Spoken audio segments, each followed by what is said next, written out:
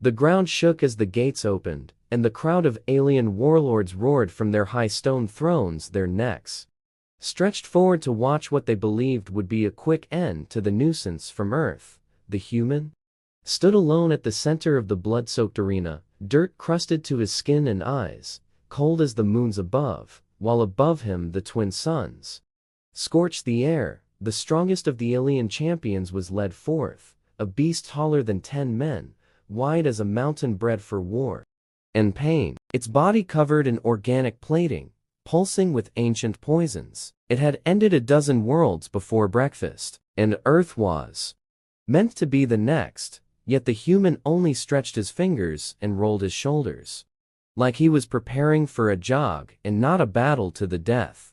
They had grown Harnox in a vat of bone and hate on a prison moon where no light reached and only screams gave direction. It ate its own siblings and tore out its creators' hearts with its teeth before earning the title of Galaxy's apex by ripping through 3 sunside armies without ever touching the ground. Its arms were like tree trunks, ending in claws that could split hulls. Its mind had one purpose: to annihilate, and its rage never quieted, not even when it slept. It charged into the arena, expecting meat, expecting blood, expecting to savor the tearing of tendon from the fragile necks of lesser life. And what it found was a human standing still, with no armor, no shield, no weapon, not even a helmet to protect the softness of his skull, just bare fists and a look that made even Harnox hesitate.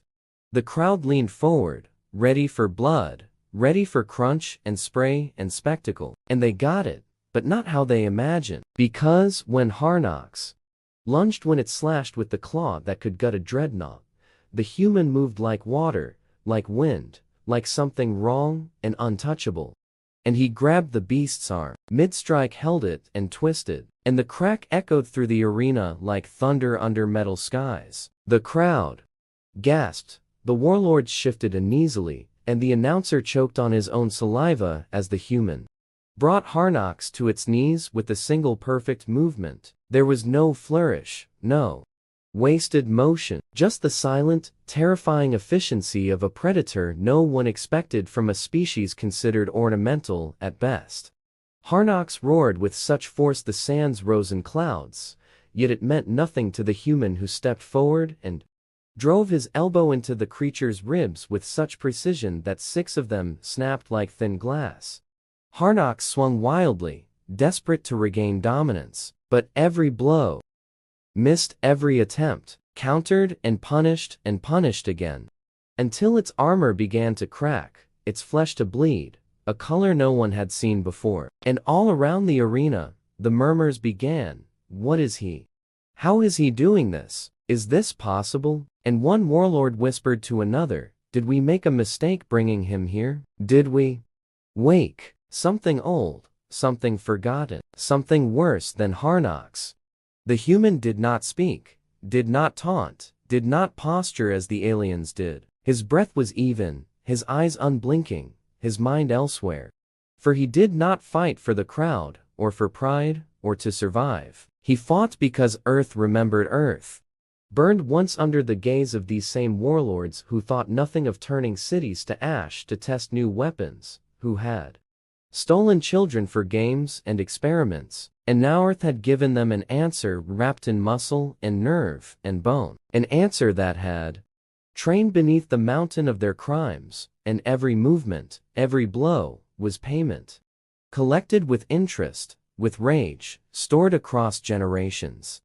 Harnox began to falter, its blows slower, its roars now tinged with panic and disbelief as the human moved inside its reach again and again, tearing ligaments, breaking joints, reducing its once mythic frame to twitching fragments. The arena had fallen, silent, save for the wet crunch of each strike, the sound of dominance being undone in real time. No trick, no enhancement, just raw, terrifying skill, shaped by necessity, forged in pain. The human grabbed Harnox by what was left of its lower jaw and wrenched upward until bone split and muscle tore and something ancient inside the beast gave out, and it collapsed, not dead yet, but wishing for it, unable to rise, unable to even look the human in the eye anymore.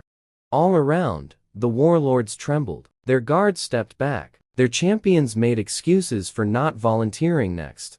And the galaxy, for the first time in recorded memory, feared a human, feared not their ships or numbers or firepower, but what one of them could become when pushed to the edge. The announcer said nothing, his voice gone, his mind unable to form the words, as the human stepped forward into the blood and stood atop the ruined mass of Harnox, not to gloat, but because it was the only space left unbroken. A shadow stretched behind him longer than any living thing, and in that moment they all understood Earth would never be prey again. The human knelt beside Harnox, not to mock it, but to look into its still breathing face, and he whispered something to quiet for any translator to catch, though Harnox heard it, and whatever it was, the monster began to weep, not from pain, but from understanding. And then the human stood and turned his back, and walked to the arena gate without a word, without a pause, and the gate opened, not for protocol, but because no one dared keep him in. The guards parted as if afraid of catching his attention, and behind him the body of the apex predator twitched, and the arena stank of failure, of shattered legend, of a future now rewritten. No one knew his name, no one dared ask, so they gave him titles: the warlord's undoing, the bone collector, the human hammer, the silent extinction.